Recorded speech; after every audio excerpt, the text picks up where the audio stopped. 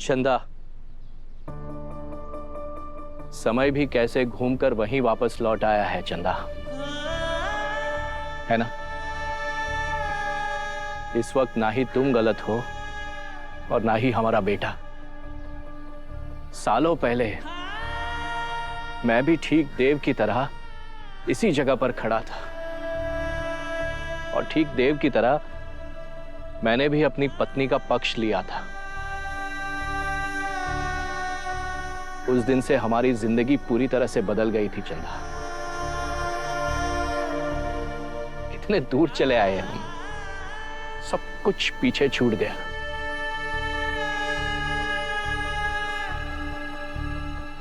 उस दिन तुम्हें भी यही लगा था कि तुम सही हो और उन्हें भी यही लगा था कि वो सही है ना?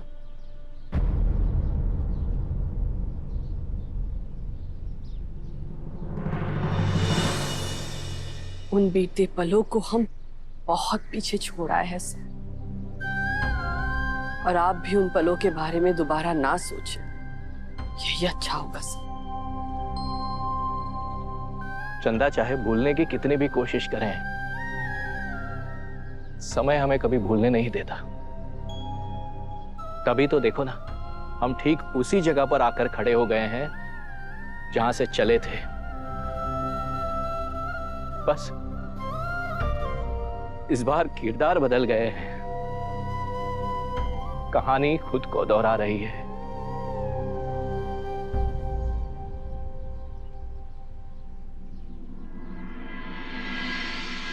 टाइम हो रहा है यार, घर जाना है। किशन जी। चल जा, हमारी ड्यूटी का टाइम हो गया। जी चल।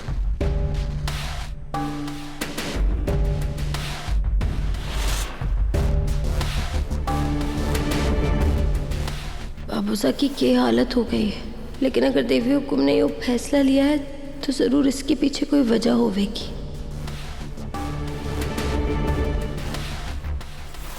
सलाम छोटे हुकुम।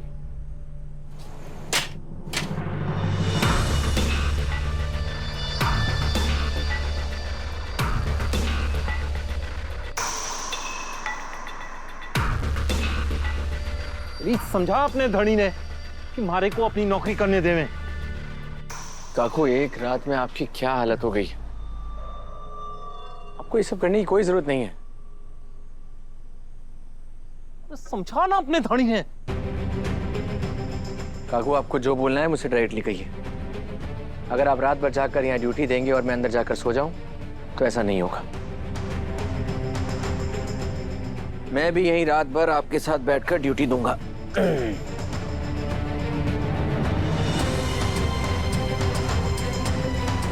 छोटे हुकुम, आप घर जाइए। आप हुकुम के बेटे हैं। अरे अगर किसी ने यो पता चला कोठी में कि आप अपनी ही हवेली की पहरेदारी कर रहे हैं, तो तुम्हारी यो नौकरी भी जावेगी। कृपा करके छोटे हुकुम, आप अंदर जाइए।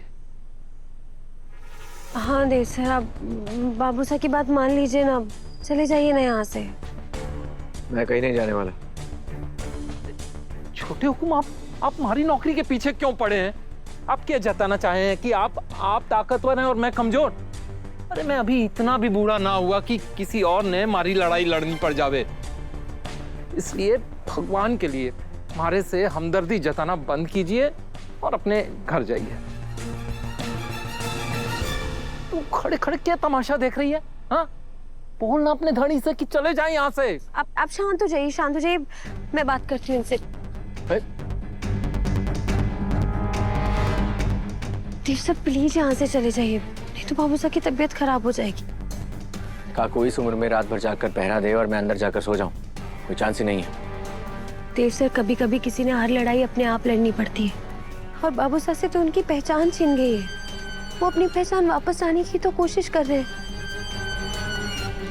हमें उनसे उनकी कोशिश का ये अधिकार नहीं छीनना चाहिए। लेकिन वसु, ये तो... देव सर, आपको हमारी कसम है, चाहिए। बहुत जिद्दी हो तुम भी, लेकिन मैं भी कम जिद्दी नहीं। अगर तुम दोनों रात भर जाकर यहाँ ड्यूटी करोगे तो मैं भी अंदर जाकर सोऊंगा नहीं।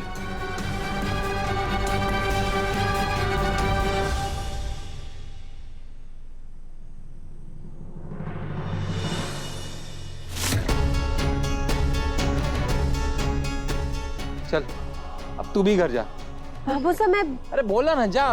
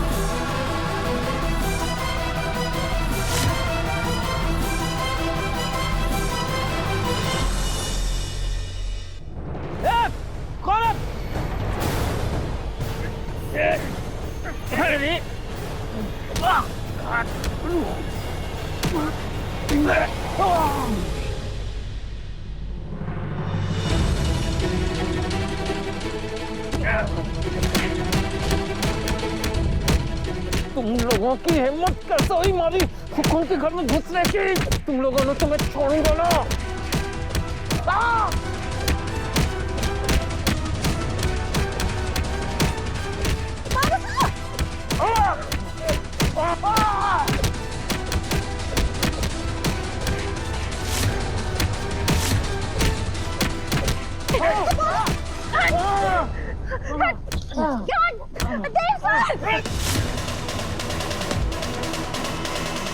पीछे हटिए देव सर।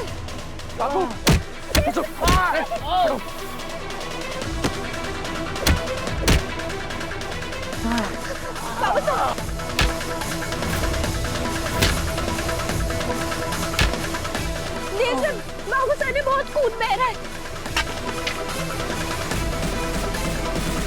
काकू चलिए अंदर, चलिए चलिए। मैं ड्यूटी खत्म किए बिना बस काकू, अब मैं आपकी एक नहीं सुनूंगा। चलिए अंदर। बाबू सर चलिए। छोटे को संभालिए अपना। मासा, बाबा साहब सो रहे थे क्या तुम लोग? मासा, हनुमान, आराम से। काकू, काम न करने का और एक बहाना। काकू को बिठाओ यहाँ पे। हनुमान, ये सब कैसे हुआ देव? 3 चोर घर में घुसने की कोशिश कर रहे थे पापा साहब, तो काकू ड्यूटी पर थे। उन्होंने अपनी जान लगा दी उन्हें रोकने में। अब आप ही बताइए मासा, क्या रात भर इस उम्र में काकू का ड्यूटी देना ठीक है? और आप काकी साहब, ये आपका ही आइडिया था ना? आप तो बहुत खुश होंगी, आपको जो चाहिए था वो हो गया। देव, पहले हनुमंत की मरहम पट्टी हो जाने दो, उसके बाद बात करते हैं। काकू को मरहम पट्टी की जरूरत इसलिए पड़ रही है क्योंकि वो गार्ड की ड्यूटी के लिए सूटेबल नहीं है। लेकिन कोई बात नहीं, अगर चौहान हाउस में गार्ड की इतनी ही जरूरत है तो मैंने फैसला कर लिया है। आज से काकू की जगह मैं नाइट गार्ड की ड्यूटी निभाऊंगा। देव सर,